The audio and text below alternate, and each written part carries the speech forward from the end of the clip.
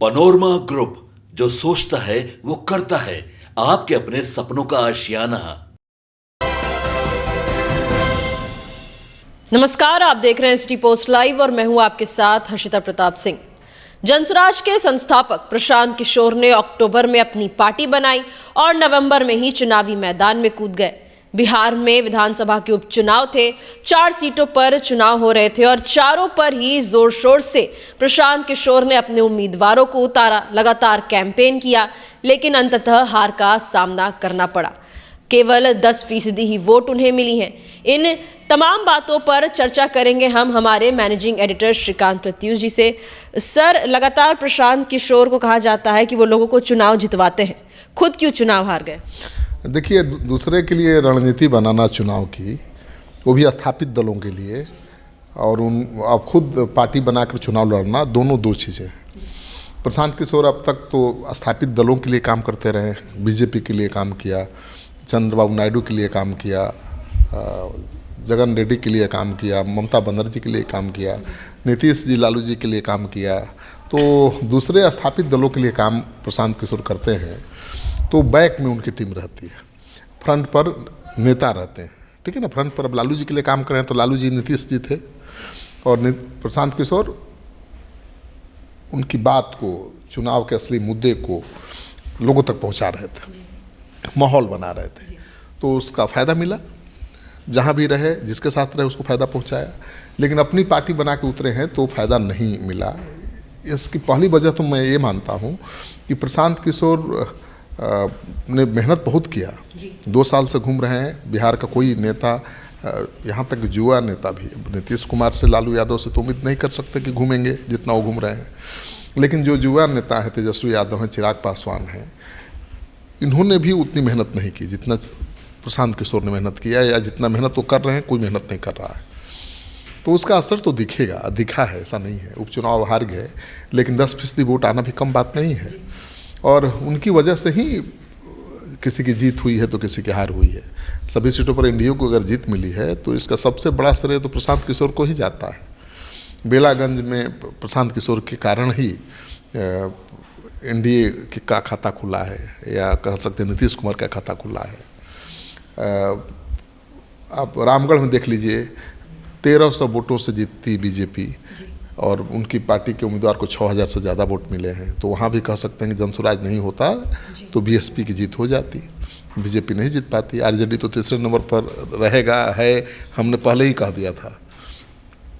आप इमामगंज में देख लीजिए, तो इमामगंज में भी 37,000 वोट काटा। अब इसके बावजूद भी नहीं हारे जीतन राम मांझी, तो दीगर बात है।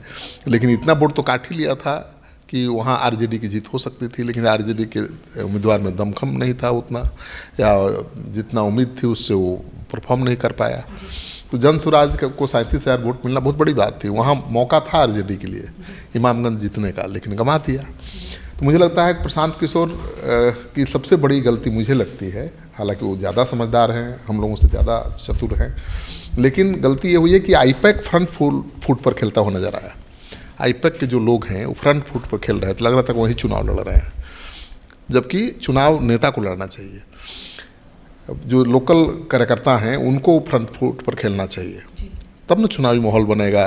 जो लोकल लोग हैं उनको आगे होना चाहिए, लेकिन हर जगह जनसुराज के, आईपैक के लोग आगे दिख रहे थे, जनसुराज के नहीं। तो एक बड़ा कारण है। दूसरा सबसे बड़ा कारण है कि प्रशांत किशोर तो 2 साल से पदयात्रा ही कर रहे थे, और अभी 2 अक्टूबर को ही पार्टी बनाई, और अक्टूबर में ही चुनाव में उतर गए। कोई बड़ा चेहरा उनसे अभी तक नहीं जुड़ पाया है। देखिए, कहने के लिए तो बड़े बड़े नेता जुड़े हैं, देवेंद्र यादव जुड़े, मुनाजिर हसन जुड़े, लेकिन जो होता है ना कि दलितों का एक बड़ा चेहरा आ जाए। देखिए, चुनाव जीतने के लिए क्या है, लालू यादव केवल एम वाई समीकरण के बल पर चुनाव नहीं जीतते रहे और न जीत पाएंगे। लालू यादव के दल में आप याद करिए कि जब लालू जी सत्ता में आए थे तो उनके साथ कितने बड़े बड़े नेता थे। पासवान, जो रमई राम, बड़े दलित नेता थे उनके साथ, जगदानंद सिंह, प्रभुनाथ सिंह जैसे बड़े राजपूत नेता थे उनके साथ। हर बिरादरी के बड़े बड़े नेता थे, और यादवों के भी बड़े बड़े नेता थे। तो कई नेता दिखाई देते थे जो हर जाति को रिप्रेजेंट करते थे। तो उसकी वजह से उनकी जीत होती थी। अब वो आरजेडी की हालत नहीं है तो हार हो रही है। आरजेडी के साथ केवल यादव मुसलमान हैं और मुस्लिम वोटों में भी संधमारी हो गई है, तो आरजेडी को तो चारों सीटों पर हारना पड़ा और अपने गढ़ में हारना पड़ा। ये तो यही साबित करता है ना कि वो उनके दल में भी अब बड़े चेहरे नहीं हैं दूसरी जाति के। तो दूसरी बात यह है, तीसरी बात यह है कि प्रशांत किशोर ने जिन नेताओं को शामिल कराया, जैसे मुनाजिर हसन को शामिल कराया, देवेंद्र यादव को शामिल कराया, सीतामढ़ी के पूर्व सांसद सीताराम यादव को कराया, लेकिन उनको होता है ना कि नेता नहीं बनाया, मतलब उनको लॉन्च नहीं किया, उनको काम ही नहीं दिया। और शिकायत तो ये भी है जनसुराज के नेताओं की, और भी बहुत बड़े नेता हैं जिनका नाम आप नहीं जानती हैं, जो बड़े रणनीतिकार हैं, जो जनसुराज में हैं, जो गांधीवादी हैं, वो भी जुड़े हुए हैं, लेकिन उनकी सलाह ही नहीं ली गई और न उनको कोई जिम्मेवारी दी गई। तो प्रशांत किशोर की सबसे बड़ी गलती तो ये थी कि अपने पार्टी में आए नेताओं को वो जिम्मेवारी नहीं दे पाए कि आपको ये करना है। वो खुद लगे रहे, खुद मेहनत बहुत किया, लेकिन आप अकेले चना भाड़ तो फोड़ता नहीं है। आपको अकेले मेहनत करने से नहीं होगा, आपके साथ एक टीम वर्क होना चाहिए। तो मुझे लगता है कि जनसुराज को आईपैक को पीछे रखना पड़ेगा। जैसे दूसरे दलों के लिए वो करते हैं काम, वैसे ही आईपैक को जनसुराज के लिए काम करना पड़ेगा। और लोकल नेताओं को, हर जाति मजहब के नेताओं को, बड़े नेताओं को दल में लाकर उनको फ्रंट फुट पर खेलने की छूट देनी पड़ेगी। हार हुई है, ये पहली पारी थी प्रशांत किशोर की। वैसे तो कॉन्फिडेंस अभी भी दिखा रहे हैं, लेकिन निराशा हुई होगी और लगातार ये ऐलान भी कर रहे हैं कि विधानसभा चुनाव में भी अकेले अपने दम पर लड़ेंगे, सभी सीटों पर चुनाव लड़ेंगे। तो अब ये जो हार का सामना करने पड़ा है, क्या कुछ प्लानिंग उनके काम आने वाली है? देखिए, प्रशांत किशोर को उम्मीद से बहुत लोग देख रहे हैं। अभी भी कई ऐसे नेता हैं, चाहे वो भूमिहार समाज के हों, राजपूत समाज के हों, दलित के हों, जो अपने बड़े दलों में उपेक्षित हैं। अरुण कुमार हैं जो एलजेपी में हुआ करते थे, बीएसपी से चुनाव भी लड़े थे लोकसभा का, 40,000 वोट भी लाए थे। वैसे नेताओं को इनको लाना चाहिए। संजय पासवान बीजेपी के नेता हैं, लेकिन बीजेपी से नाराजे रहते हैं, एमएलसी है, पासवानों के बड़े चेहरा हो सकते हैं। उन जैसे नेताओं को इनको लाना पड़ेगा। केवल दलित कहकर किसी दलित को बैठा देने से बात नहीं बनेगी। ऐसा दलित बैठाना पड़ेगा जिस पर लोग भरोसा करें, जिस पर लोगों को लगे कि भाई ये लीड कर सकता है, हाँ, ये खेल कर सकता है। तो संजय पासवान जैसा दलित नेता आ जाए, अरुण कुमार और सूरजभान जैसे भूमिहार नेता जुड़ जाएं, तो खेल हो सकता है। प्रशांत किशोर अगर कहेंगे कि हम केवल साफ सुथरी छवि के लोगों को लेकर ही चुनाव लड़ेंगे, तो मुश्किल तो इस तरह की आएगी। अगर आपको लड़ना है, किसी तरह से जीतना है, ये ध्येय रखेंगे, तब प्रशांत किशोर वाकई जीत लेंगे। लेकिन अगर वो चलेंगे कि भाई किसी पर कोई आरोप है तो हम उसको उम्मीदवार ही नहीं बनाएंगे, उसको दल में ही नहीं जोड़ेंगे, उसको कोई जिम्मेवारी ही नहीं देंगे, तो बिहार की राजनीति में ऐसे लोगों को खोजना, कहीं भी देश की राजनीति में ऐसे लोगों को खोजना बड़ा मुश्किल काम है। ठीक है ना? तो मुझे लगता है प्रशांत किशोर को जीत की रणनीति पर काम करना पड़ेगा। वो ट्रेंड सेट करना चाहते हैं राजनीति का अलग, कि भाई शरीफ लोग भी, पढ़े लिखे लोग भी चुनाव जीत सकते हैं, राज्य और देश चला सकते हैं। जी, जीत सकते हैं, देश और राज्य चला सकते हैं, लेकिन इसके लिए लंबा संघर्ष करना पड़ेगा। बहुत अलग रास्ता है इसका। लेकिन अभी अगर आपको किसी तरह से चुनाव जीतना है 2025 में, तो आपको हर उस नेता को जोड़ना पड़ेगा, स्टार चेहरे, और हर उस नेता को जोड़ना पड़ेगा जिसके अपने फॉलोअर्स हैं, जिसके अपने समर्थक हैं। वहीं आपको चुनाव में जीत दिलाएगा।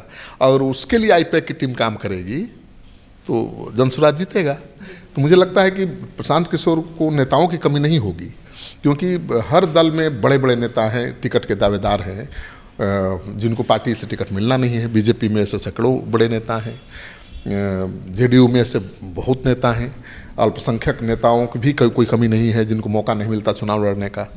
और अल्पसंख्यकों ने तो दिखा दिया बेलागंज में कि भाई हमारा उम्मीदवार जो देगा हमारे समाज से, उसी को हम वोट देंगे।